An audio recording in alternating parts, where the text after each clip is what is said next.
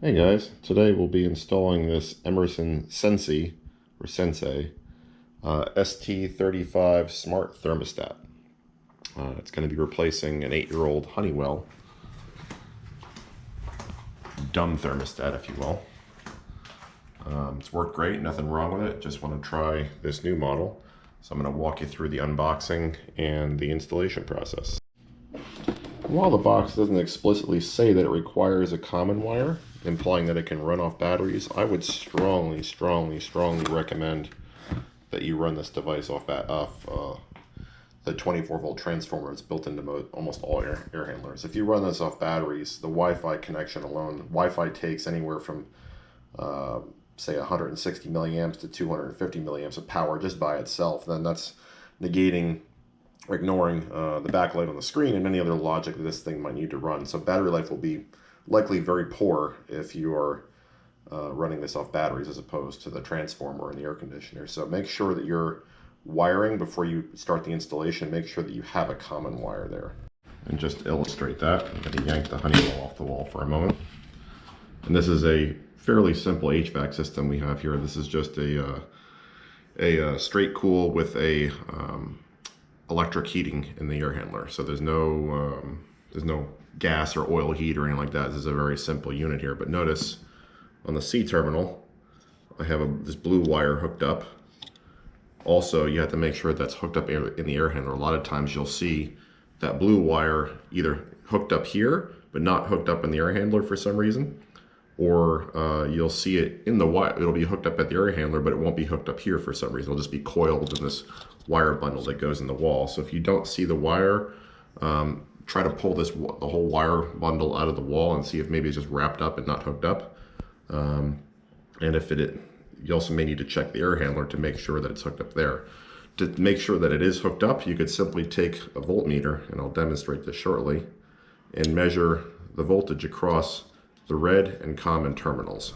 So you want your multimeter on AC volts. Yours doesn't have to be this fancy fluke meter. A $10 meter would work just fine.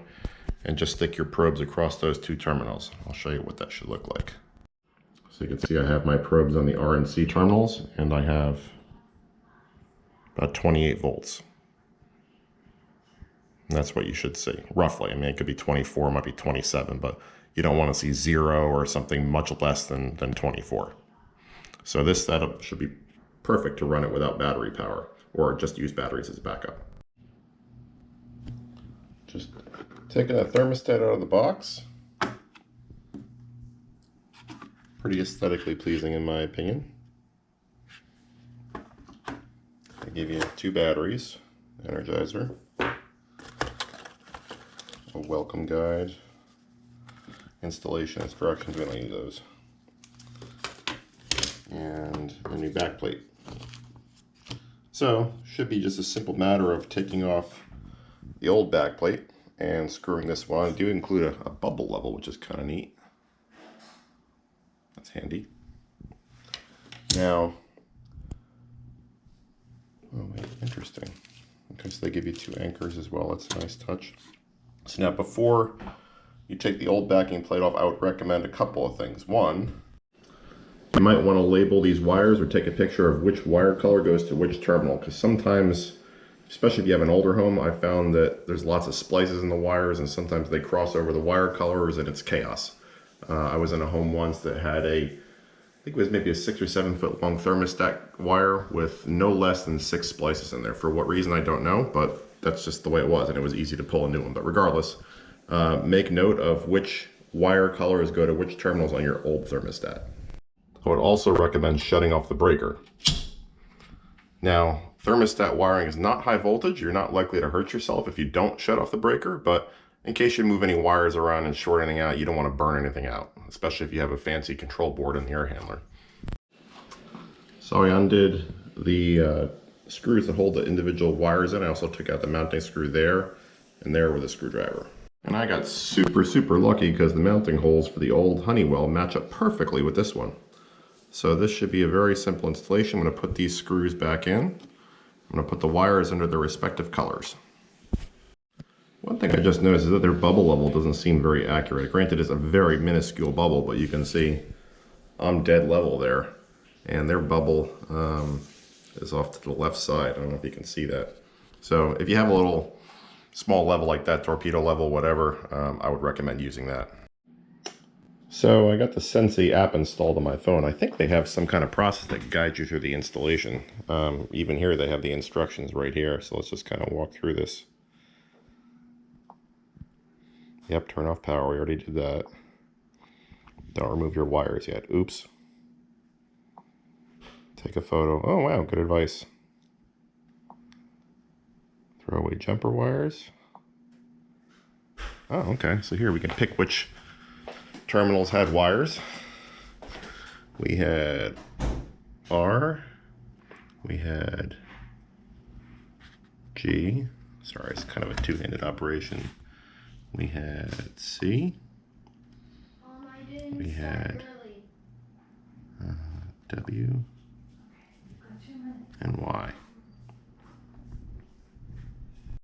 Select your furnace type, so I have an electric.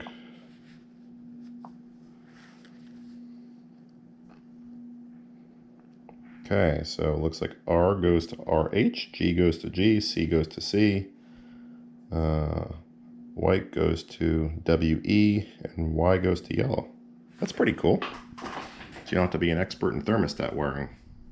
Okay, so I got the wires and the terminals on the new thermostat, and that's kind of where we need to be.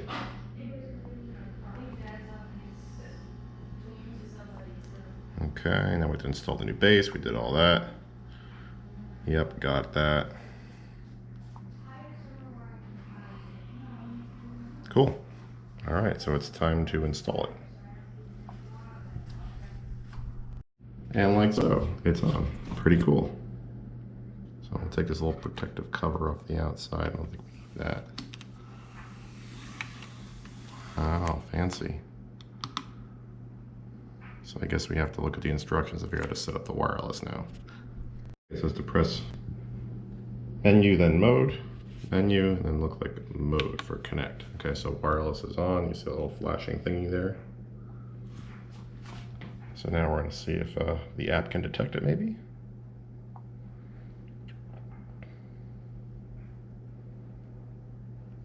Pretty neat, found it. We'll hit next.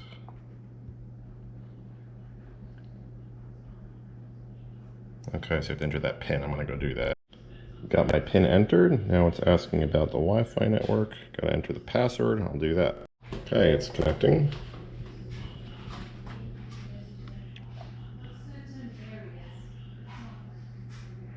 Provisioning complete. Neato. So I got still the wrong time.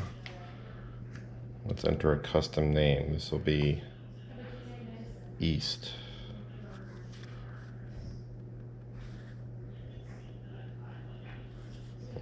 Okay. Next.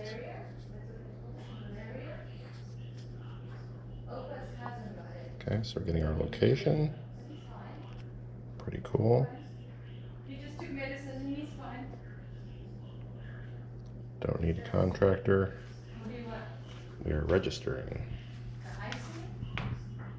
Got the time set correctly, that's nice. Setup is complete, pretty cool.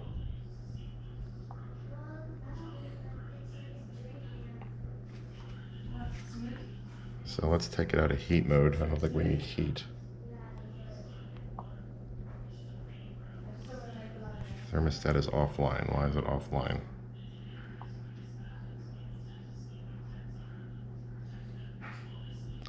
Sigh. Okay, stand by. Okay, kind of solved itself. Okay, so it's 80 degrees in here, 56% humidity. So there's like usage reports. Obviously it doesn't run yet. Pretty cool.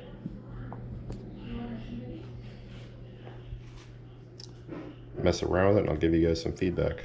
One setting that's very important in my opinion is that one at the bottom, AC protection. So if you turn your air conditioning off and back on again really quickly, like maybe in the event of a power failure or someone just messing with the display, that can cause high head pressure on the compressor and potentially damage it. So this will probably insert some kind of artificial, maybe 1 or 2 minute delay, which should be sufficient. So I highly recommend turning that setting on. Alright guys, so I've had about a day to mess around with this thing. There's a couple things that I don't like, but overall it's a pretty good buy. I noticed that the usage report seems to be a day behind, and there's no usage for anything yesterday. And this thing was running yesterday, so I'm not really sure what's going on there. Also online, it advertises to have a filter change reminder, which my old 8-year-old Honeywell had, but I couldn't find any way to activate that in the app. Maybe there's something in the menu here that I looked over, I'm not sure. Looked in the instructions, didn't see any mention of it. Again, maybe I'm just blind, but I contacted support, haven't heard back yet, so I guess we'll see how responsive their tech support is. But overall, it seems to be running pretty well. It's a nice thermostat, you control it from the app. It's not flaky at all. I saw some reviews online that complained of flaky Wi-Fi, but I haven't observed any of that. So definitely recommend it. For you hackers out there, this thermostat does not appear to have a website that you can access by IP address or hostname. So if you figure out what your thermostat's IP address is and you go to that in a web browser, you're not going to see a whole lot. I think I just saw a file not found error or something. I think that this may have some kind of a product that has an API, or I'm sorry, it may have some kind of an API that you can talk to the device through and interact with it. I did see a GitHub project that talked about that, but I didn't try it. And I'm not sure if that's for their commercial line of products, which they do have, and they do have an online presence for. So I don't know if this is just like a standalone unit or if there is some kind of extensibility that you can use, like say for example with IFTTT or any of those other products out there. So if I do discover anything, I'll certainly let you guys know. And if you like these types of product reviews and you want to see more of them, please let me know. And if you enjoyed the video, please subscribe. Thanks again. Stay safe.